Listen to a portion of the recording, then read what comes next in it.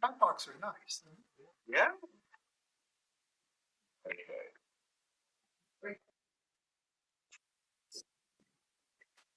Set.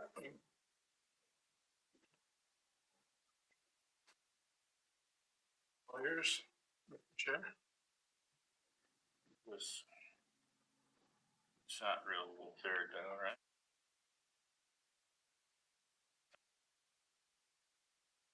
That's true. No big deal. How do I start this thing? I do a Roll call and roll have call. everybody sound off. Okay, do I have to bang the gavel yet or no? Absolutely. Okay. Well, maybe just for the record, say like what the committee is. Yeah, so we are calling to order the Philomath Finance and Administrative Committee on Monday, April 28th, 2025. We'll begin with a roll call. Wait to sound off, Teresa. Yeah. Teresa Jensen. Christopher McMorrin. Spencer Irwin. And from staff, Chris Workman. And Mike Merzinski. All right. So now it's time for public comments. Didn't have anybody sign up. Nobody signed up. Nobody's Anybody here? Nobody's online. Nobody's here. So we're going to move on from public comment. We're moving right along. First step is approval of minutes. Everybody, I can't remember. Do a motion. I'll do a motion to approve the minutes. All in favor? Aye.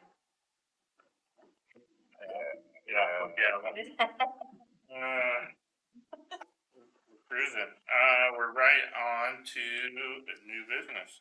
The Landmark Drive Local Improvement District procedure. And I assume that Mr. Workman would like to tell us about that. I would love to talk to you about this. So, appreciate your time this evening. And again, I know everybody's busy. It's had a busy weekend, so I'll take a little time to go ahead and go through the staff report, just to make sure you've got the background going into this thing. I recognize that I don't think any of you were on, I'm not sure, were you on the council when this first got approved, the original assessment? Not the original, no. Yeah, so I don't think anybody currently on the council was here when this first started, so the background I think is important. So I'll just summarize briefly and then we'll spend some time looking at the lots, then kind of going forward what the process would be. The intent after tonight's conversation is for staff to have a little bit better idea of how to present this to the city council. Again, if we're comfortable with the chair bringing it to the council, that's great. If we need staff to kind of back that up, we can do that as well, just because there's some detail here. But there's a little bit of guidance that we're looking for from the committee on how to best proceed. And we've got, both Mike and I have got some opinions there that we'll share. And hopefully, again, we can get kind of a unified consensus of how to present this to the city council to be able to move this process forward. So this goes back 2020. We were approached by the property owners on Landmark Drive. At that time, it was a dusty 1.5 lane road that went back to Landmark Realty, and there's a tool CNC machine company there owned by Mike, and Philomath Rental is back there. Philomath Self-Storage is there, so the self-storage you access off a Landmark. And then in the back, there was this big 10-acre piece of property that was up for sale. Didn't know what it was going to be, but it was owned for future industrial land. And then I shouldn't leave out anybody. Up in the front was the American Stone. They've got 2 lots there right on the highway, and then there's a second lot back behind. All looks like one, but 2 separate tax lots. So some of the property owners, not all, came to the city, said, we'd really like to do street improvements. We've got dust all the time. It's narrow. We're always hollering people to slow down so we don't have all the dust. We have to maintain it. Nobody wants to maintain it, keep track of it. So we get the road improved. And so we looked at doing the local improvement district, get the buy-in. As said, there's a whole process to go through. The first was to do the engineer's report. Engineer's report essentially does an assessment, says, okay, what would it cost essentially to put this project in? Who all is getting the benefit of the improvement? And then you find a way to assess those properties, and at the time, the engineer said, well, let's look at the total lot size, and the bigger the lot, then the bigger your percentage of the improvement costs that you would pay. So that large 10-acre piece had the lion's share, and the smaller lots had a smaller portion of that. And that engineer's report came to the city council, they reviewed it. I made note here, there was one property, it's the property that, on the American Stone property, it has access on Highway 20. So the argument the owner made was, I don't need the improvements on Landmark Drive. I don't even need to use Landmark Drive. My access is from the highway. I shouldn't be included in the assessment. The city council agreed, and so the front property was removed from the list. The back property, however, doesn't have any type of access to Highway 20, so it was maintained its inclusion in that assessment for the LLD. So one property owner, two different properties, one was removed, the other was not. And as we look at the numbers, that's an important point because we'll get to it, is that really changed a little bit of assessment because the money that was assessed to that front property for the portion of it to pay, if you take them out, well, somebody has to pay that. That money then got evenly distributed amongst everybody else again. Well, proportionally distributed to everybody else again. And so again, as we look at the numbers, you'll see that their actual assessments post-construction are a little bit higher than the pre-assessments. Majority is just because that one property moved out and that had to be divvied out. So that went through. So we had the public hearing, the city council passed the resolution, say we're going to go forward. We went through all of our typical procurement process to get a contractor on board, constructed the project. It did have some issues during construction. They hit some bedrock that was tough to get through. I mean, they had sticks of dynamite going off, all kinds of stuff going all over the place. Wile Coyote was coming up and helping out. I mean, it was a little bit of a hiccup to get through, but got through. And at the end of the project, we actually came in a little bit under budget, which was great, under the estimate, the engineer's estimate, which is great.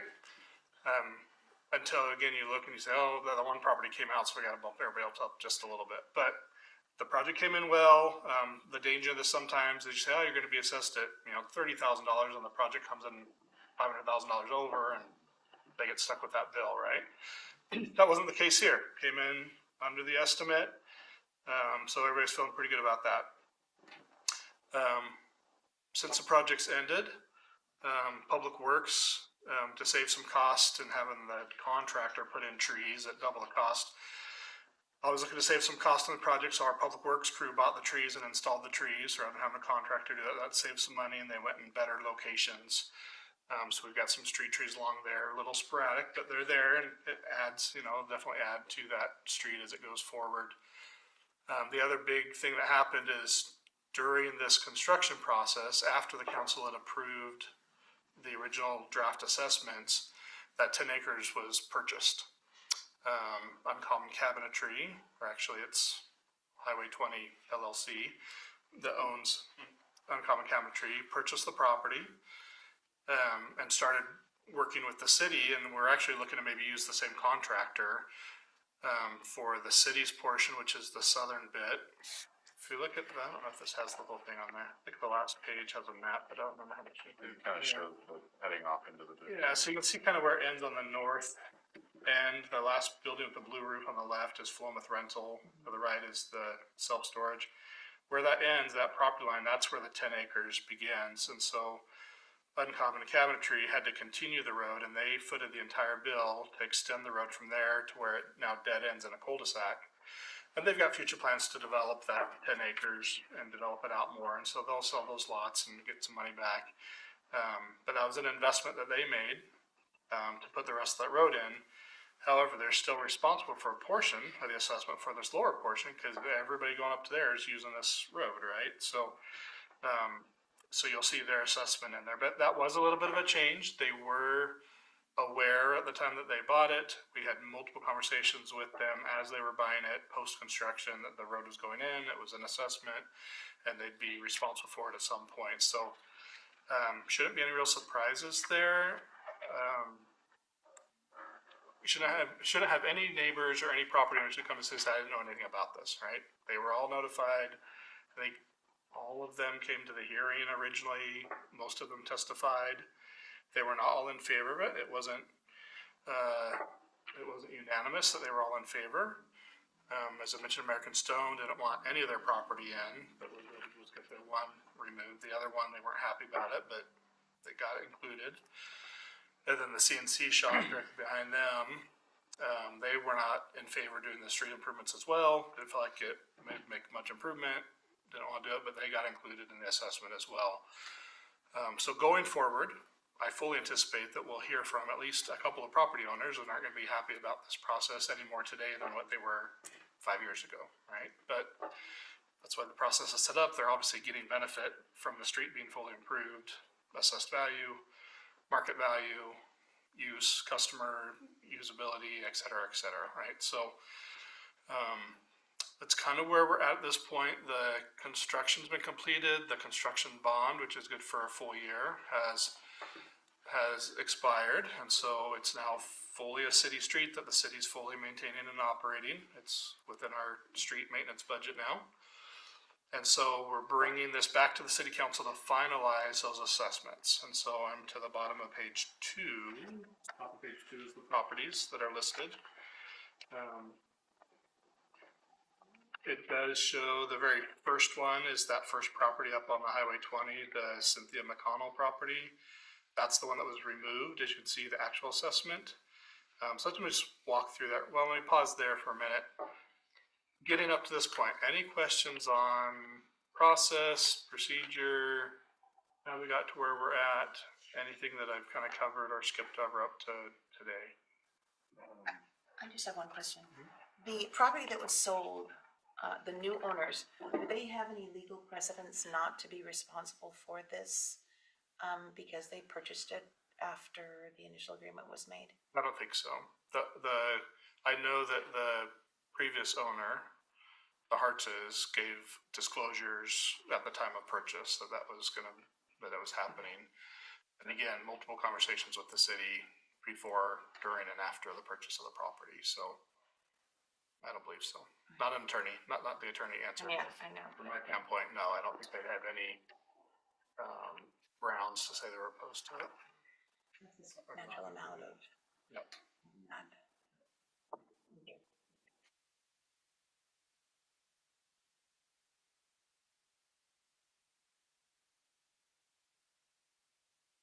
Into the assessment, or how does that work? Yeah. Well, it'll pretty much go back into the 41 fund because we fronted it out from there. Where it came from, I'm gonna have to do some research because I wasn't here when all this stuff. Okay. So I believe it came from the streets. Okay. And probably sewer, probably water, because you have. For all three, okay. And storm. Okay, And storm, right, probably storm Okay. too. okay. This is not just one particular SDC fund. So, but if we did this and we got the 857, and see it populate into those enterprise. Yep. Okay. If it didn't, we just would never see that money come back in, right? So that's future projects that we're not doing because we Right. paid $860,000 for somebody else's street to get improved, yeah, so. Necessarily one. Okay. So, I guess one other thing, just I guess to be clear, so I'm understanding, like, who did testify in favor and who didn't? Because it wasn't really clear. Or like, what was the rate? Because this almost makes it sound like only one person testified in opposition. I'm gonna remember. so McConnell testified against for their two Yeah. properties, and then Okay. Jam Nelson, the third property down there listed was the machine shop, the CNC Okay. shop, Okay, and they were opposed to it. it was just those two. Yep. Okay. Everyone Tomorrow's else. Dream and the Hart's property, those are the same. Tomorrow's Dream is the Philomath rental. Okay. I will say their testimony, to be fair, their testimony was probably more neutral. Okay. They weren't opposed to the project. They were concerned about the price and want to make sure the city was going to keep some caps on pricing and not get Okay. gouged, whatever. Okay. But I think if Dennis were here, he would tell you he was not opposed to like a fair assessment Okay. that was kind of equal and everybody's paying their fair share. He didn't want him to have the lion's share or somebody else to not have to pay anything. He was all like, hey, if it's done right, I'm not necessarily opposed to it. Hate to spend the money, but Right. Okay. kind of there. So he was maybe a little more neutral, but Hartz was definitely in favor of it. The Philomath Self-Storage wrote a letter in favor and support of it. Okay. Cool. That was the lion's share. Thank you. Yeah, so just, and I was gonna kind of walk through those a little bit. but Sure, looking sure, Through on the chart, so you've got the address of the property, the owner, and the mailing address. I'm gonna throw a little caution here, and I'll maybe ask for a little advice on with the council. I want to be careful and cautious we don't get too wrapped up in who the owners are, and that we're seen as like favoring a property owner versus another property owner. It really is the property, right? And what's fair or what's the right way to do it, as opposed to, well, we really like this company, and we don't, we just want to be careful of that. And so they're listed here because that is who the owner is. But some of these have even, like I said, some of these have changed hands already. And so when we do the new assessment, we'll have the new property owner listed. Um, yeah, some have new owners. To be out there, Mr. Hartz has passed away since then as well. So just Barb has the property now. I don't know legally, everything's just in her name. I just don't know what part of the process they're in and having his name versus her name on there. So part of our due diligence is going to be to make sure we update all that information with current owner information. I didn't take the time to do that for purposes of this memo. It's the property. No, it's we'll take care of the ownership kind of later. But property address, tax lot number, the size of the lot, again, the way that the engineer recommended that this be assessed is by size of the lot. As I said, the bigger the lot, the larger the potential for development, the larger the potential impact it's gonna have on that street and the use of the street. You could argue 100 different ways on how to assess it, right?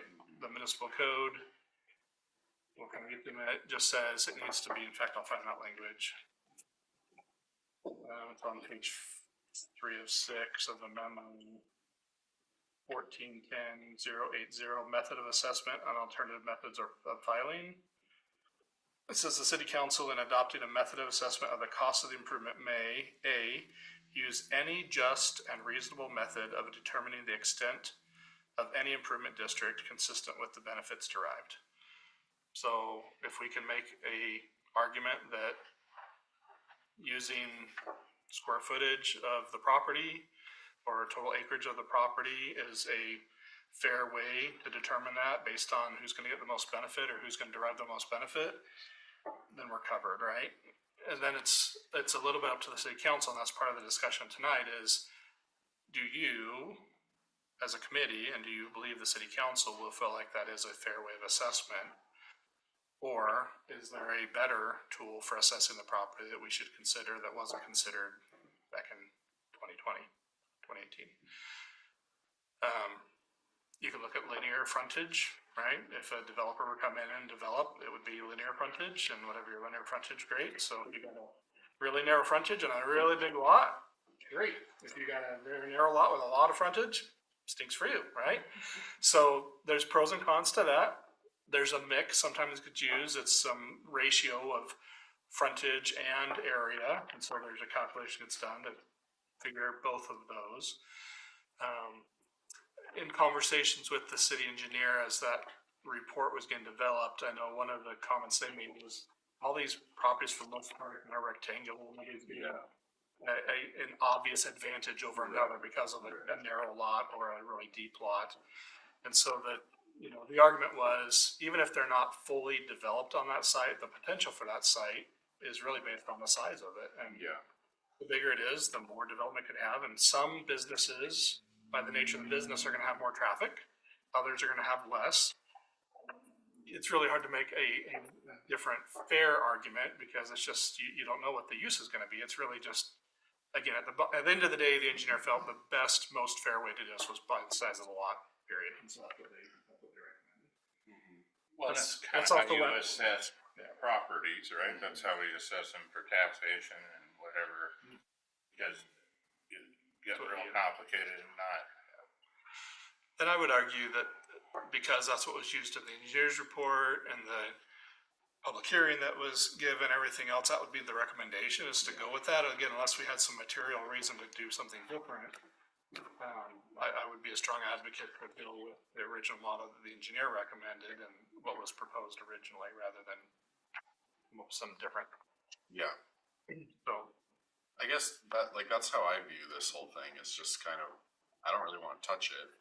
I just, not because I think it's bad, but to me, it feels like a decision that was already made that we just haven't executed yet.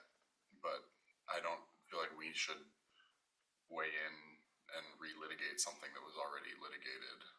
But, okay. I am. Bring some barn burner, like this is the greatest, newest way to Right, assess I mean- property that's super ultra Right. fair and works best Right, for I mean- everyone. And because, like you said, I'm sure some people won't be happy about it, but it almost feels like worse for us to then reopen it when it's like, I mean, as long as we didn't miss anything and everyone does in fact know about this and has been aware of it for some time, then I think the fair thing to do is to follow through on what my predecessors decided. But Do that, and we may find some caveats as we go through, so. Yeah, we sure, keep sure, going. So, the second to last column, again, the originally assessed a value, you know, I'll harp on that first one. There's 29,785 was gonna be paid for by that front lot, that McConnell owns on Highway 20. That item was removed by the city council, so that 29,000 got distributed to everybody else, which is why those other numbers went from 39.7 to 41 and 44 up to 46. But, I mean, that's better than inflation over the last 5 years, right? Right. So, right, you know, I think we're doing pretty good there, and I think you'd be hard pressed to find anybody make a valid argument that that increase is unreasonable or unfounded, right? It's what it is. The next question really for the council is gonna be in 14.10.70, the assessment ordinance. So the next step is gonna be for the city council to do the assessment ordinance, which is gonna have the actual names of the property owners, the tax lots, and the actual assessment that they'll be given based on this formula, right? So using the size of acres out to 1/100th of an acre. What is that number rounded to the nearest dollar, right? We don't need to get into nickels and dimes and pennies, sorry, Mike. Rounded to the nearest dollar.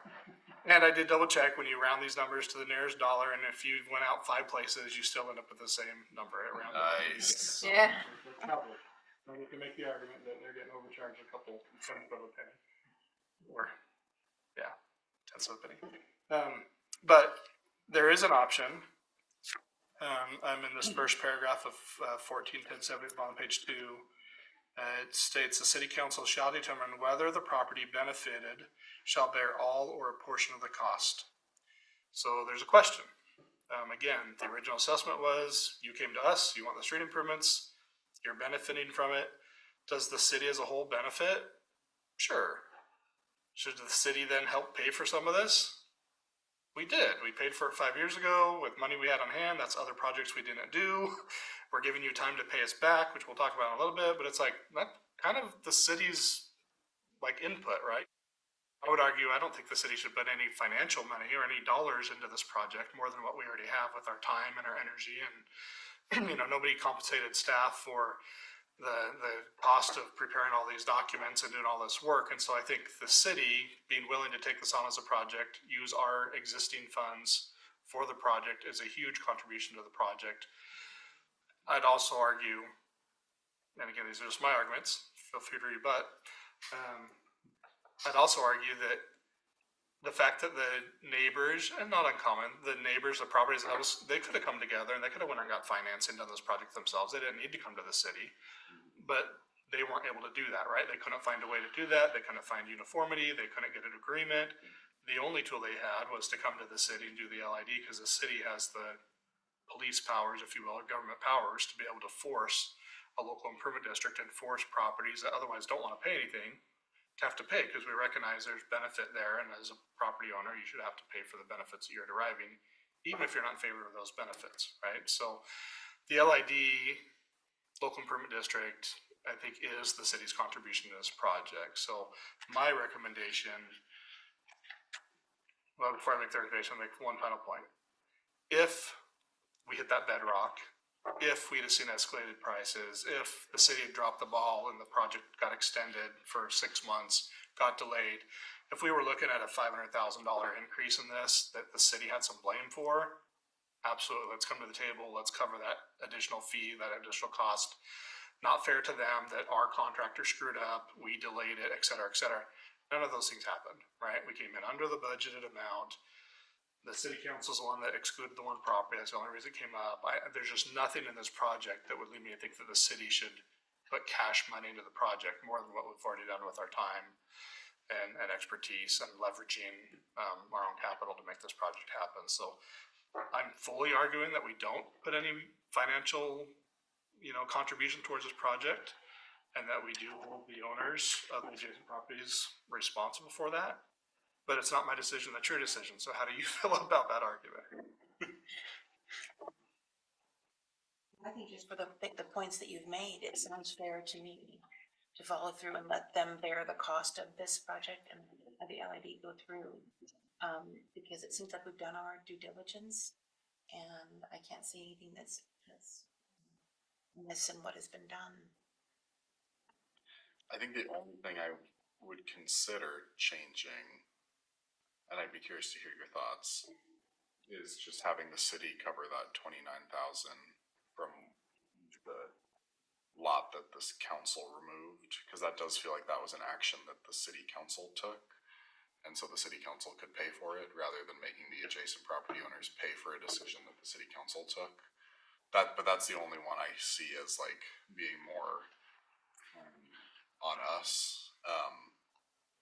Just because then I think, especially if we pay for that, then there's really no objection. Like then people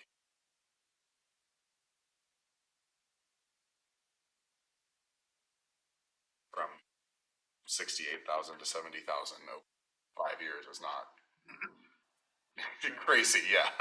But just to answer your question about like, is there anything that you think we should cover? I think that's the only thing I could see as being more our responsibility, since it was a previous city council that made that choice. Do But you have where did that happen in the process? Like, During the hearing, when the property owners came and testified during the hearing. And again, the argument was made, my property is not gonna benefit from this, I have my own access. Essentially, I should have never been included in the original engineer's estimate, I should just be removed, and the council's like, yeah, that makes sense.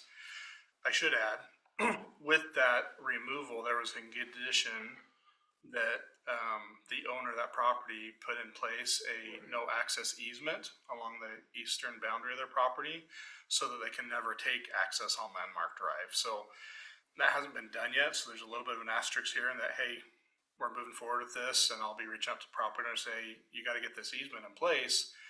Or otherwise, we're looking at keep you responsible for. looks like 29,800. yeah, You pay a couple $1,000s to get the easement put in place and drawn up and get it recorded, or we're looking at this. And so, that would be the counter argument, I guess. It's like you could kind of argue, well, you should have never really been included, and if that was the case, these numbers have been different. And the engineer's estimate is very clear. This is an estimate. This is very preliminary. These numbers will change. So I think there's enough. Did they get an update? Did the properties receive an updated notice about the? I mean, that was decided at that meeting when they were all there. Yeah. So that was the notice, I guess. I mean, so it's not really like we changed it and nobody knew about it somewhere along. It's not like surprise we took this property out of the thing. So I guess my official statement is I agree with Mayor McMorrin that it would be the only thing that I think we could consider or should consider, but I also kind of feel like they knew that it was coming out of the equation, so I'm not sure that we should, but No, that's a good point. So let's talk a little bit about what this looks like if we move forward. We talked about just and reasonable, NB, we just talked about all or part of the cost of such improvement. When the way that these get taken care of is once the ordinance gets passed by the city council, there's a certified mail letter that goes out to them that lets them know this is the official assessment, this is the dollar amount, and then here's the terms for repayment, right? So there's options there. It's not like, hey, 30 days, it's due. Yeah. There's options, right? We will give them the 30-day options. Like, hey, if you want to pay us within 30 days, done, right? Yeah. So no interest, no whatever else. If not, then it's a lien goes on the property, and then the city council will determine what a fair interest rate is. We could do 0 and just, hey, pay it back when you can pay us back. No interest. I mean, that would be the most friendly terms, right? Like there still be like a set, like a payment schedule for that, or? No, you don't have to. I mean, ideally, Like I said, I'm saying if you want to be super friendly, I'm on extreme, right? If Well, I you guess want to be 'cause, like, super friendly, Yeah, sure. pay us whatever. Yeah. More in line, it would be typical, would be we'd find an interest rate that at least, at least try to cover inflationary costs and construction cost increases, because that money that we spent 5 years ago isn't the same as the money if we had it today, right? So, we try to recoup some of that. Right now, for comparison, when we defer like an SDC payment on a new home, if a developer comes and wants to build 5 homes and typically we charge SDCs when they pull the building permit, but we will defer SDCs and allow them to start construction, and then when the home sells, before we issue occupancy, we would collect the SDCs at that time because they've got money, they've had a transaction, they got the house sold, they have cash, Right. and they use the proceeds from the sale to pay off the SDCs. And SDCs are $30,000, so it's not chump change, right? So we do that on, I would say, the better part of most new construction is done that way. Some, when you have a owner that's building the property themselves, Sure. we usually find a way to wrap that into the loan or the cost of the home. Okay. And so those won't defer, those will typically pay up front because it's their cash money, and so they'll find a way. And there's caveats to each of these scenarios. I'm just saying, generally speaking, new development tends to defer SDCs more than Yeah. new development that's the owner is building it themselves. The interest rate on that right now, we charge 9.5%. And so, if it takes them 6 months or 9 months to build a home, then per month or no, it's per year, 9.5% per year. And so that gets rated out. And so we get a little bit of interest on that to pay for the cost of essentially not paying us, to giving us that money that's due today, and we're getting it 9 months later. There's a cost associated with essentially leveraging or borrowing against the city, collecting those SDCs. For a project like this, it's not an SDC payment, it's not a deferment. I would even argue that for some of these property owners, it wasn't a construction project that they were moving into wanting to do. I do think we should try to, at the very least, try to collect for inflation and not, try to, so that we're at least kept even. So, Mike and I were kind of throwing some numbers around, and 5%. about 5% is where Mike felt reasonable. comfortable. But the city council can determine, and, Mike can make the argument of why 5 and not 5.5 or 4.5. But at the end of the day, it's what feels fair and reasonable. Again, this is an expense that's going to be difficult for them to go out and get a business loan, a construction loan, even a personal loan for $24,000 or $30,000 to pay back a street improvement. It's going to be a hard borrow for them. So more than likely, they're not going to go out and borrow money to try to get this paid off, which means, we're not really swapping interest rate for interest rate. It's really about, let's just recover some of the inflationary costs so that we're trying to be made a little bit more whole. And the expectation is they're going to pay us back with, maybe semi-annual payments, annual payments, semi-annual payments, and they'll just make payments on it until it gets sold or either paid off or when the property sells. So similar to like the SDC scenario, if they sell the property, the proceeds then go to pay off the lien in its entirety. It's a lien on the property, gets paid off when the property changes ownership. So I think we can do pretty friendly terms where the city's not getting hosed and the property owner doesn't feel like they're getting taken advantage of or they're getting kind of forced into a corner. And so it's not going to be free, but it's going to be fair. And I think fair is pretty fair. There's not a term then, I'm sorry for the interruption, but there's not a term like it's a 10-year loan or it's a 15-year loan. It's 5% until the loan is paid off or the property is sold. Is that what I'm That's what understanding? I would recommend. Yeah, that's what I would recommend. You want it fixed 10 years, LLDs or liens are at 10. Yeah, I mean, you have to, a 10-year, 15 makes more sense, I think, and then you can get a payment. Like, we're gonna get this revenue.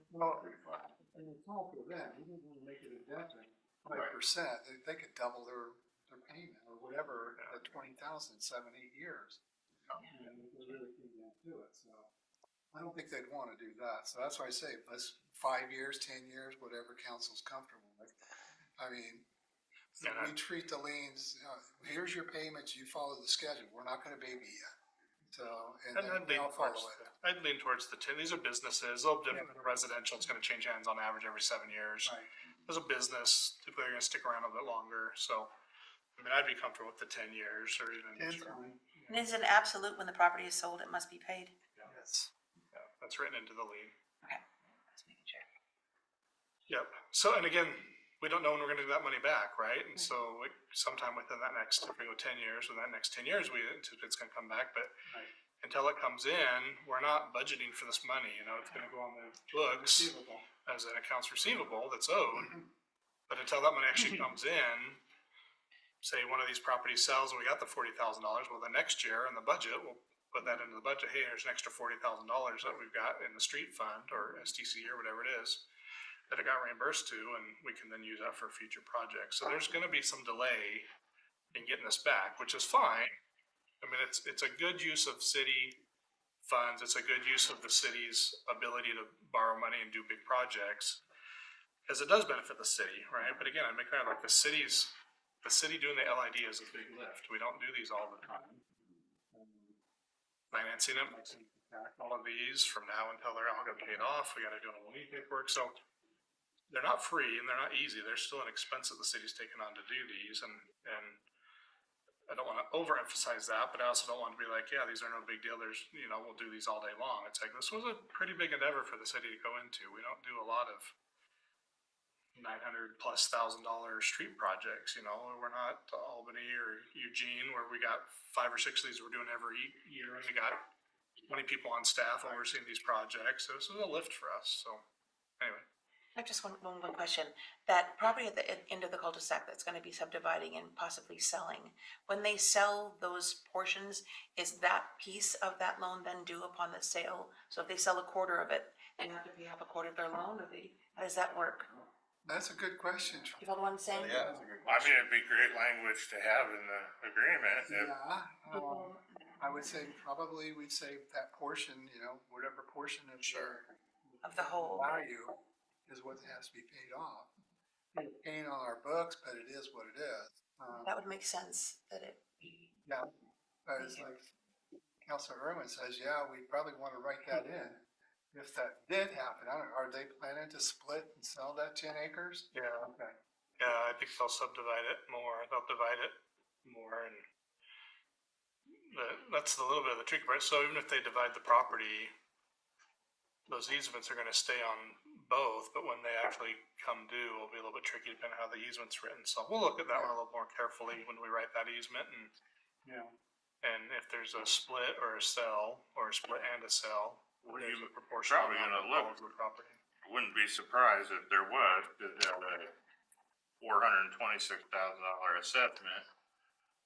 Over 10 years, you're talking like $3,600 a month. So without, I didn't do the interest math. That's just raw. So like, I'd make me want to start doing something. You know, like, yeah. And they are. They've got a second building they're looking at building right now. They've got, you know, so Excellent. they're Yeah, no, they're actively moving towards development. And they're a small business, and Yeah. they're just getting their shop under, you know, their new shop going, getting their feet underneath them. They got a second building they're doing, so they're moving. But they're small business. They're not big corporate anything, you know. So they're moving, but it'll take some time. But this will give them some motivation. Yeah, for sure. it motivated me. It'd be time to go. We gotta build some You know, get the property sold and Yeah. get some debt paid off. Yeah. okay, thank you for that, I appreciate it. So what do you need from us tonight? I needed to hear from you. Some of the things I've already heard, right? Like if you were comfortable with the original assessment, by the size of the lot, the residual and how friendly we want to be versus how motivating we want to be, right? If we were to charge 12%, we're going to get our money a lot quicker than if we're charging 5% over 10 years, right? So I'm on team friendly. I generally consider myself friendly, particularly when at least some of the people, if everybody was like,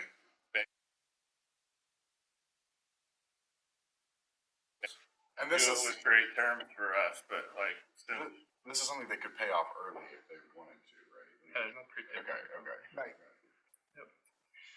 So the rest of the language in the code is really about what if, if they don't make the payment here, then what happens and how do they, Yeah, so this is all procedure stuff. So again, I don't want to cut to, I don't know how beneficial this is to include the city council. sure. So I guess I'll answer your question with the question is, what more do you think the city council is gonna want to see to be able to feel like they got an understanding to move forward with this? And what information here is maybe a little bit overkill that doesn't necessarily need to come out of this committee?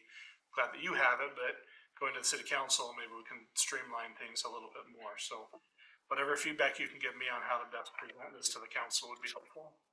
I think it would be nice for the council to know what the initial agreement was. Yeah. That initial meeting that we weren't a part of. Right. To know what it was agreed upon, that especially in regards to getting a good view of what had been, who was opposed and decisions that were made at that meeting initially.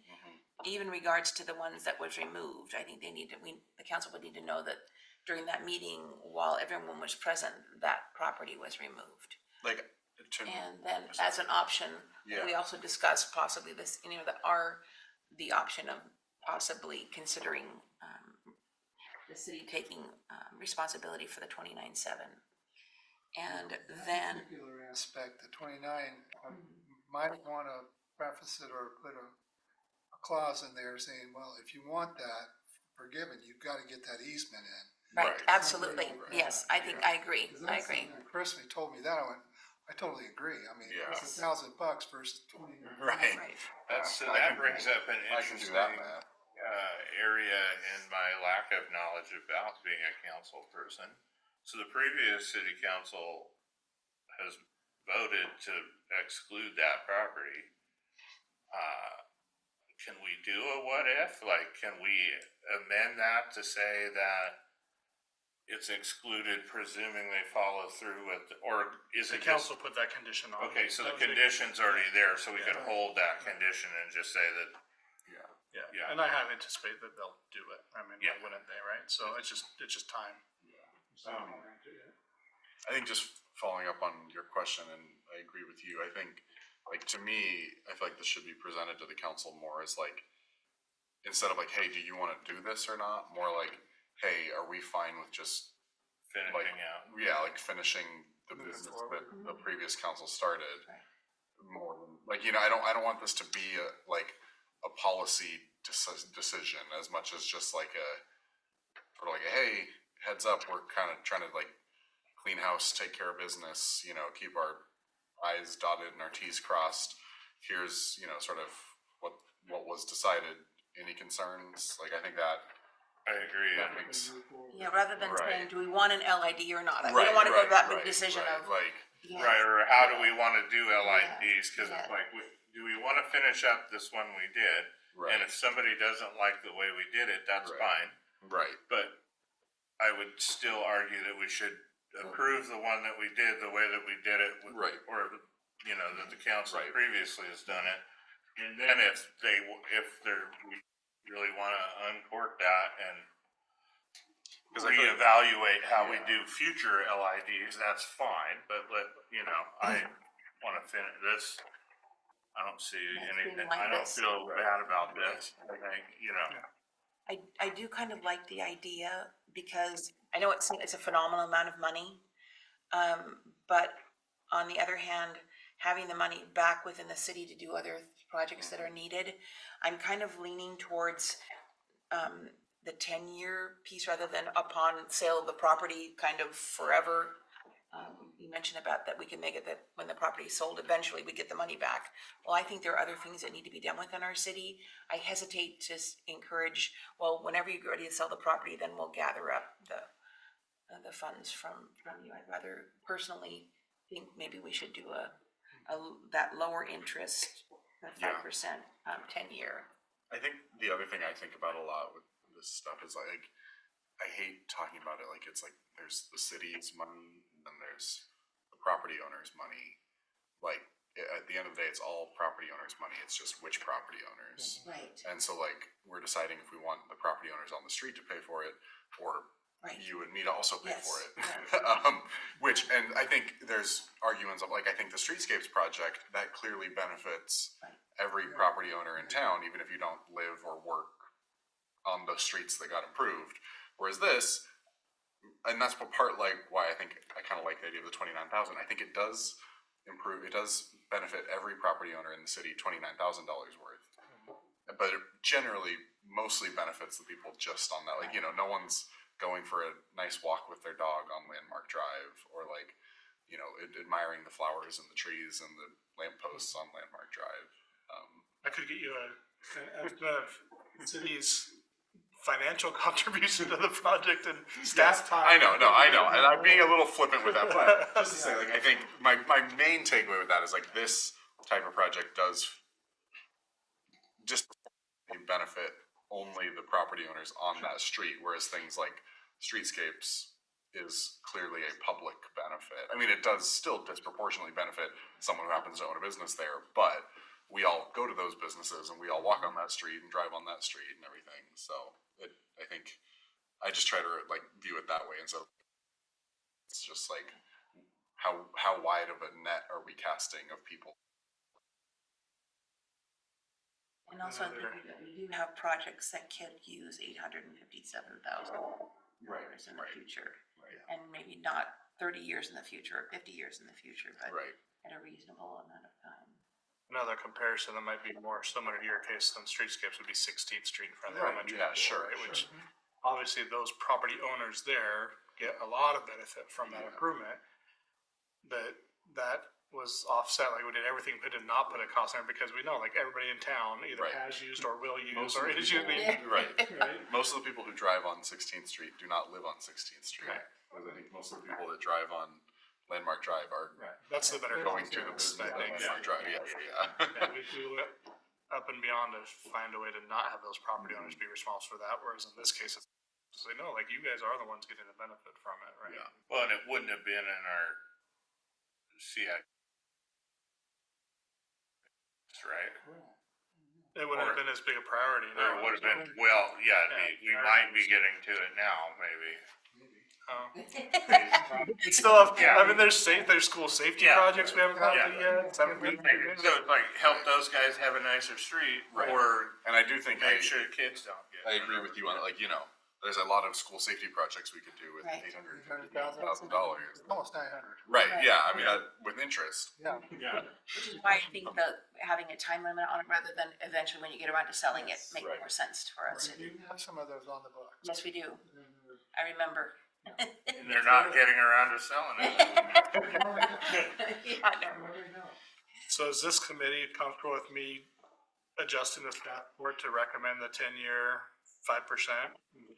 Rather than having this whole discussion with the entire council about what terms and all that, I mean. I guess my only question is like, I do want to, like, if some business owner just genuinely really thinks they can't make that work, is there any way they can like appeal it? There's a public hearing for them. Oh, that's fair, okay. So, yeah, they'll all get notification of the ordinance. There'll be opportunity to provide testimony prior to approval of the Yeah. ordinance. I mean, because like, I'm not saying I want to let them off, but like, if they're like, I just can't do that if it could be 15 years or something. Like, I feel like we could be like, yeah, sure, whatever. But like, Yeah, and we don't They have wanna a chance. flush the life right, out. like, of you know, if business someone just shows over up and they're like, I don't want to pay anything, it's kind of like, well, that's too bad. But you know, if Yeah, they're just like, if there's some legitimate reason that like. Welcome to the I don't wanna pay anything. Yeah. Yeah, if one person says they need the 15 years, it's everybody gets. I get you. I want to at least have a chance of like, is there something we missed in the 10-year? I'll just present it there. Okay, okay. Finance Admin Committee talked about this. This is the recommendation for repayment. And One- that easement timeline with that property that was removed, I think there should be some kind of a deadline even for that easement being done. Not, well, when you get around to it someday, we hope that you do that, but that, Prior to the ordinance getting passed. right, Yeah. it should be, because I think that sounds fair Right. rather than. Yeah, And those are for the next couple of weeks, almost. It should be pretty quick. Okay, here's a couple caveats. Okay, There we go, Wait a minute. it's too easy. I don't have a great map, but I think we can get there. So everybody knows what a flag lot is. If I say flag lot, where you got a long driveway getting back to it, there's a little bit of history to this landmark drive. I didn't start here unintentionally. I don't want to confuse the matter, but here's what you should know for background information. Originally, this property was all owned by Hartz. And as he sold these properties, he included a flag lot access to Highway 20 for all of them, as was required, because every lot has to have access to the highway. So you couldn't have these lots sitting back in here with no access. So they all had a sliver Of the road. 12-foot right or so of the future right-of-way that went from their property up to the road. So when you looked at the road out here, it had 14-foot access all the way back, right, that were owned by them. As part of this property, when we first started having the conversation with the property owners, the consensus was that everybody was going to donate that portion of the right-of-way, because according to Ron, when he sold the property to them, he didn't include that as like part of the assessment of the value of the land, right? That he was selling them the land, they were gonna include this flag lot going back there, but the actual value of that was just access. It wasn't like, we've got, 1/10 of an acre of property here that we're gonna give to the city at some point in the future, right? The argument was, you only have that because I essentially gave it to you so that I could sell you the lot. And at some point in the future, we're gonna do a city street here, and that's going to be given to the city at that time. And so Mr. Hartz made that argument. There was very little objection to that. I won't say no objection, but the general consensus we all got to was that all makes sense. So everybody, all these property owners are essentially gonna deed that access to the city, and then the city in turn will then have that as future public right of way. There's a little bit of land out here up front that once the city got it, got deeded over to ODOT as part of ODOT right away as part of this project. And then there were a couple of spots in the corners, on the south corners here, where because of the ADA ramps and the curvature that's needed for those, some of the corners were taken back as well. So the Hartz property on the east and the American Stone property to the south both lost a little bit of their corner, like 18 square feet or so of their corner is the number that comes to mind. About 18 square feet of their corner that got pushed back in order for the ADA ramp to go. During construction, their fences were taken down. The fence on the west was taken down and rebuilt in the proper location. The concrete's all there. So if you look at that property next time you go by, you can see it's very obvious where there maybe used to be a fence and it got pushed back, and now you've got the sidewalk with the ADA ramp there. While that discussion and negotiation was going on, the comment was made specifically from that property owner, well, I want reimbursed for the land that I'm giving up. To which I made there, well, it was already agreed upon, like everybody's donating all of their land for those easements, including these 18 feet corner. Like it was like, hey, whatever's needed for this right of way, we're gonna give. Or the counter argument is, then we're gonna include that cost, that reimbursement. If you want reimbursed at $25 a square foot, then everybody's gonna get reimbursed at $25 a square foot. And so the assessments all go through the roof, and the project just went through the roof, because now we're buying that land that was otherwise just gonna be donated by everybody.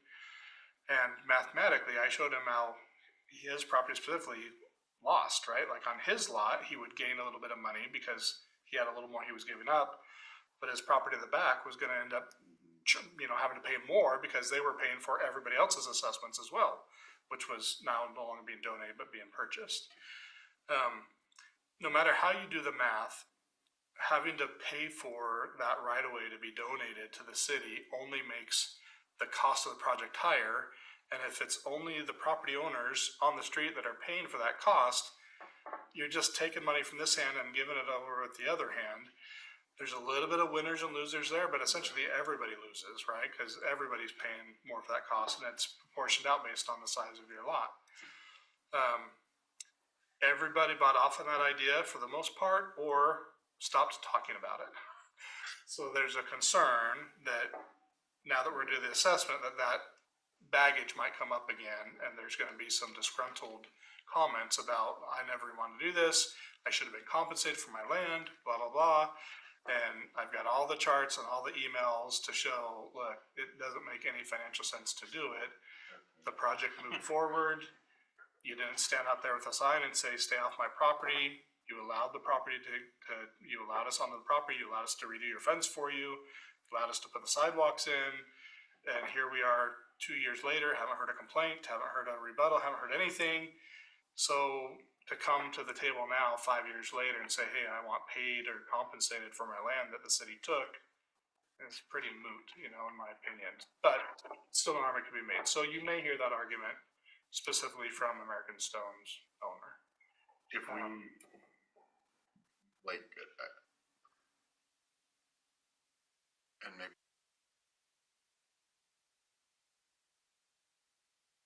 a legal liability then there, if we, like, if we don't reimburse for that, could that open us up?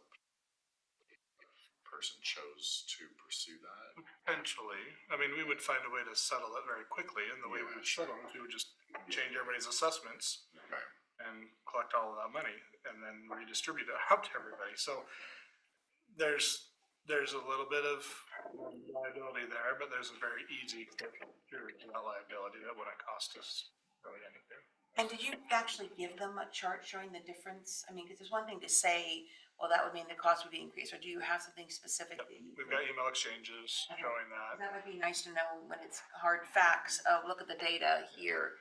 If we reimburse you, then we're gonna have the reassessment, and then you're gonna actually end up paying I more. ran their numbers, and I ran numbers for the entire LID, right? Said if everybody gets reimbursed, and it was $10 or $25 a square foot, based on the current assessment of just kind of bare land. If everybody gets assessed that, here's what all the assessments are gonna be. So it was essentially this chart plus, you know, the additional for the land that's being given up.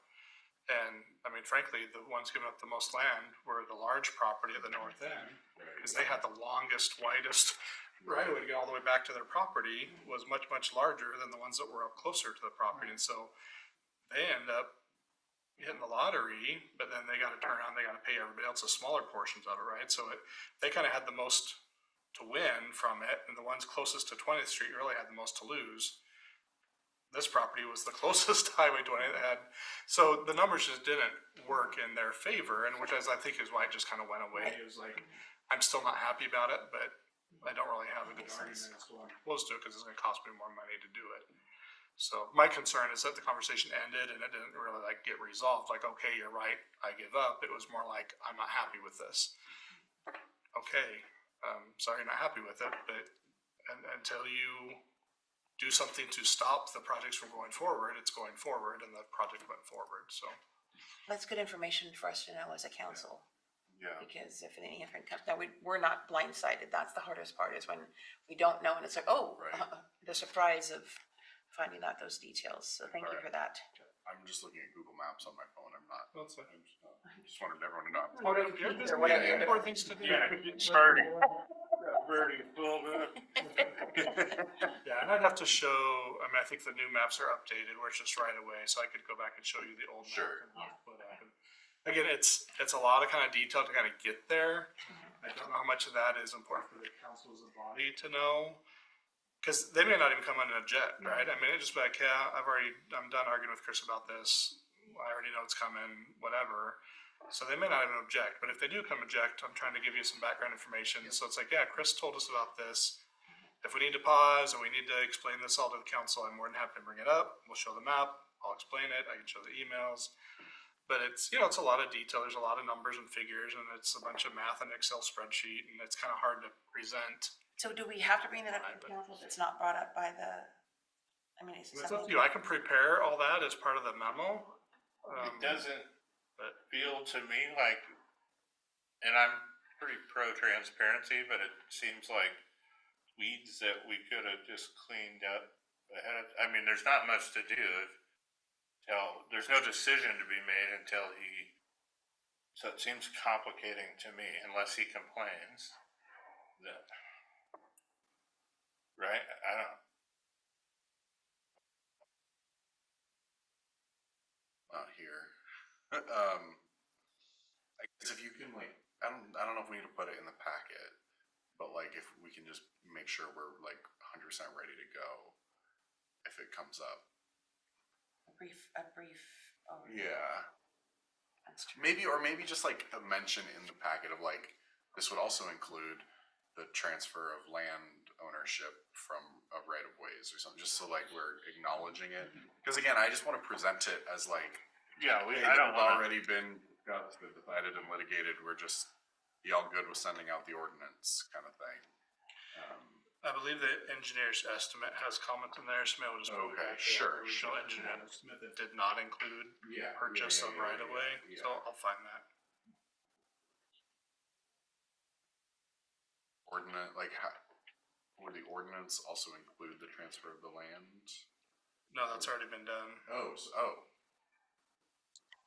Great. That makes sense, I guess, now that I think about it, since we did in fact build the road. It's Monday. Yeah, The 18 feet in the corner may be the exception. The 18 feet in the Okay. corner may not have been finalized yet. I think I prepared documents and sent documents like multiple times. You can talk I about don't know that he's ever signed it. Gotcha. So that may still be outstanding still. Okay. Which again needs to get done eventually, but the resolve is, okay, we'll pay you and only you for your portion of this dedicated right of way, and nobody else gets paid anything for their dedication of right of way. Right. How much would it cost to pay just for the corner? $20 a square foot times 18 square feet. Not, yeah, not fair. To your question earlier. Well, I guess, although I do see like It is. the difference between the just straight back usable lot, that feels a little different. But At the very least, you do it there and hard. sure. yeah, we'd have to write. But that feels more like kind of eminent domaining something as opposed to just like, Which from the engineer that was public right of way needed or land dedicated to the city to provide for the public right of way. And that included the sidewalk and ADA ramp and all that. And so when is this coming before the council? Next month. If you're ready for it. I was gonna add, there's no time sensitivity here, obviously. I mean, we've waited, let some time go a little bit. It's what I would have loved to have had this in front of you 2 years ago or a year ago. 2 years ago, we were still in a little period, but even last year, anytime it could have came to you, this is really just like, okay, I got like a couple of hours here. And I'll finalize this memo and get in front of you. So if, I would argue, I think to the point earlier, if there is opposition there, I have no problem with saying, hey, we're just gonna table this, staff do some homework, bring us more information. There's no time Sure. sensitivity, like this has gotta get out kind of thing. I did a little bit of work on the island annexation stuff, and that one's like, the clock is ticking on that, cause we've got a deadline to get it out to Right, elections. This one is just you pass the ordinance and, the longer it is, then the longer it takes to eventually get the payback. But if this has to get delayed a month because somebody objects and we want to circle back and look at other options, it's fine. yeah, that makes sense. Pressure up. Well, I can certainly bring it up and you speak to clarify it, because I probably won't be able to. Well, I'll put the memo together. I'll kick it over to you. I mean, I do like when these things go to the committee chair. Yeah, kinda I don't mind. present. So I'll pull the memo together, run it by you, and then Yeah. if you're comfortable and stuff, if there's specific part you want me to come in, it's fine, but otherwise. What do you guys, I mean, so we've agreed on with the method of.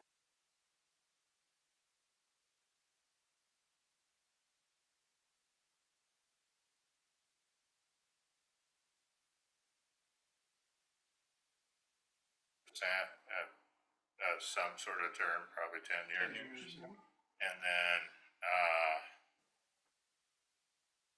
sorry about the guys. 18. All that language in the staff report about the Yeah. engineer's estimate and the donation of that for, public right of way. Yeah. So I'll cite that as part of an effort to keep the assessment down, so I can do that at kind of the initial part. And I'll just reword it a little bit more to just talk like, here's the procedures and here's what the council decided and here's what was decided at the meeting. And it's really not like, if you want to do this, it's like, is now the appropriate time to do this? We're a year past, everything, all the bonding, everything's done, the streets in our repair, like, this seems like a great time to go forward and.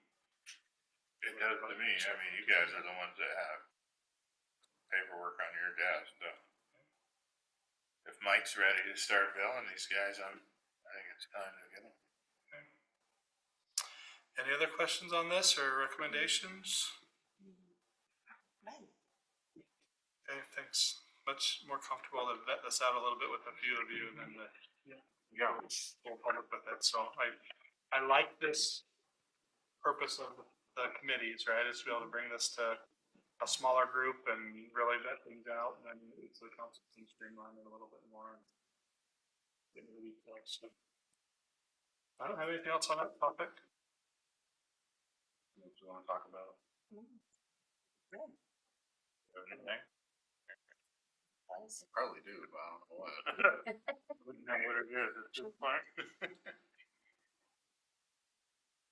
Well, I think we can adjourn, right? Adjourn. Here's your gavel. Let's. That's gavel it. Wow. Feel good. Yeah. Thank you. Thank you. Died.